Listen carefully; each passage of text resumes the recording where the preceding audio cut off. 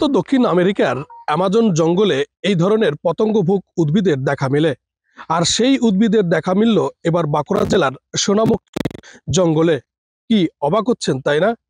হ্যাঁ, এমনটাই সত্যি হয়েছে। আর সেই ছবিটাই তুলে ধরবো আপনাদের সামনে টাইপ টিভি বাংলার পর্দায়। সোনামুখীর জঙ্গলে দেখা মিলল পতঙ্গভুক এক উদ্ভিদের। অ্যামাজনের জঙ্গলেই দেখা মেলে সানডিউ বা বাংলায় সূর্য শিশির নামক পতঙ্গভুক এই উদ্ভিদের, যার বিজ্ঞানসম্মত নাম ড্রসেরা বা দশেরা বার্মানি। এরা মূলত জঙ্গল ঘেরা স্যাঁতস্যাঁতে জায়গায় জন্মানো, পাশাপাশি কীট পতঙ্গকে ট্যাপ করে তাদের প্রয়োজনীয় খাদ্য সংগ্রহ করে থাকে। এটা এক ধরনের পতঙ্গভুক উদ্ভিদ। উদ্ভিদটি দেখা যাচ্ছে, তার নাম হচ্ছে, বাংলায় একে বলে সূর্য শিশির, সায়েন্টিফিক নেম ড্রসেরা। এটা অ্যাকচুয়ালি গাছটা চারিদিকে একটা টেন্টাকেলস মতো, সুরের মতন চারিদিকে থাকে ঘিরে, এবং কোনো যদি ইনসেক্ট, পিঁপড়ে বা যে কোনো পতঙ্গ সেখানে যখনই তার গাছটা উদ্ভিদের সংস্পর্শে আসে, সঙ্গে সঙ্গে এই টেন্টাকেলস গুলো কিন্তু ওই পতঙ্গটাকে ঘিরে বন্ধ হয়ে যায়। এবং ওদের উদ্দেশ্য হচ্ছে মানে শেষ পর্যন্ত ওই পতঙ্গটাকে ডাইজেস্ট করে তারা নাইট্রোজেনাস সাবস্টেন্সটাকে গ্রহণ করে। এখান থেকে একটা জিনিস বোঝা যাচ্ছে যে ড্রসেরা সাধারণত ড্রাই ল্যাটেরাইটিক সয়েলে হয়। এই গাছটি কিন্তু শান্তিনিকেতন বা বীরভূম এই জায়গাতেও তাদের বিস্তৃতি আছে যথেষ্ট পরিমাণে।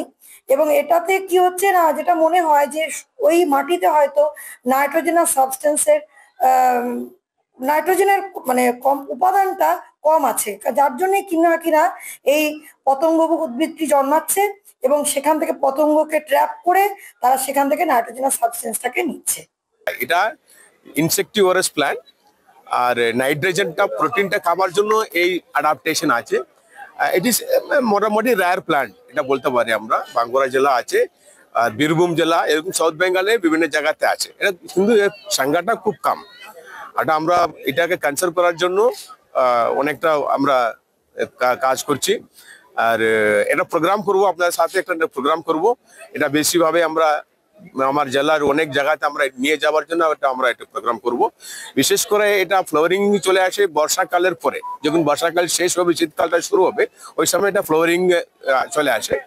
এই স্পিসিসটা আমরা এখন খুব কম সংখ্যা আমরা দেখতে পাচ্ছি। স্থানীয় সূত্রে খবর, গত কয়েকদিন আগে সোনামুখী রেঞ্জের বড় নারায়ণপুর মৌজায় গভীর জঙ্গলে এই উদ্ভিদের সন্ধান মিলেছে।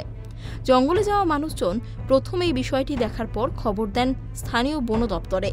পরে বন দপ্তরের আধিকারিকরা ওই জায়গায় পৌঁছে উদ্ভিদটিকে শনাক্ত করেন এবং রক্ষণাবেক্ষণের ব্যবস্থা করেন।